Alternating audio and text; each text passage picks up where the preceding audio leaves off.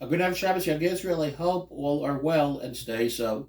Describing the sin on the for Moshe Rabbeinu, everything is relative, but for Moshe Rabbeinu, Meimeriva was an avera, in which Bnei Yisrael asked for water, and somehow Moshe's response was improper. Rashi famously explains on the Chumash that the avera, the misdeed, was that Moshe was asked to speak to the rock, and instead he struck the rock, he hit the rock, thus passing over an opportunity to make a greater Kiddush Hashem. The same Rashi, though, on the Gemara in Masaches Sanhedrin, gives a different explanation as to what the Avera was. According to Rashi in Sanhedrin, the Avera was not that Moshe should have spoken to the rock and instead he hit the rock, but the reason why Hashem said that because of this terrible, terrible sin, you're not going to be you're not going to be allowed to enter the land to lead the people into Israel. You know what the terrible sin was? According to Rashi on the Gemara, not Rashi on Chumash, but according to Rashi on the Gemara, Moshe Rabbeinu addresses Bnei Yisrael as Shimuna HaMorim. He refers to Bnei Yisrael as Morim, not teachers, but rebellious ones. That's that he referred to Bnei Yisrael in a less than complimentary way. And this explains Rashi, this was the Aver, not the hitting of the rock versus speaking.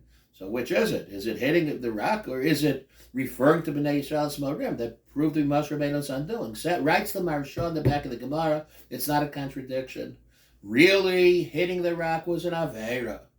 Moshe should have spoken to the rock. However, HaKadosh Baruch Hu would have forgiven Moshe Rabbeinu, were Moshe Rabbeinu not to have been so judgmental of Bnei Yisrael, as he was not willing to forgive them. Moshe was judgmental. Moshe was not patient with Bnei Yisrael.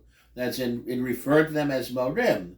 That's not taking into account their thirst and their traveling in the desert. No, Morim, a rebellious lot. Shimuna HaMorim. So if that's the way you behave to them, I would have forgiven you for hitting the rock, but instead you're going to be dealt with in kind.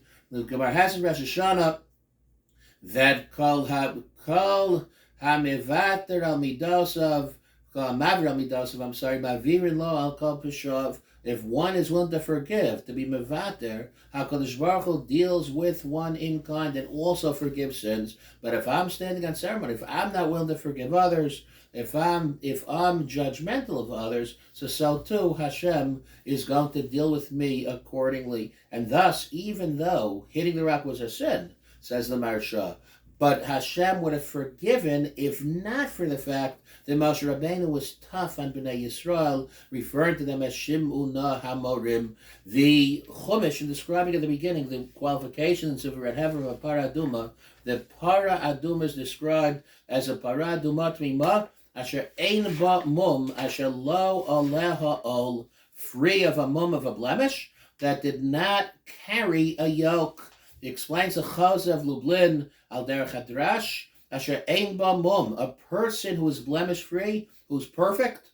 So that's a person, Asher Lo Aleha Ol, a person who never accepted the yoke of heaven, the yoke of Shemaim. If I can think that I'm perfect, Asher Ein Ba Mum, so that means I don't have true Yer Shemaim. A person who accepts the yoke of Shemayim, the yoke of heaven, understands that I'm not perfect, understands that you're not perfect, I'm not perfect either, and thus one who is Mekabel Malchus Shemayim, one is as understanding of the inconsistencies and the failings of others as well. And when one is not judgmental, when one is compassionate in his or her view of others, HaKadosh Baruch Hu, Be'ezer Hashem, responds and deals with us in kind. Have a great, great show.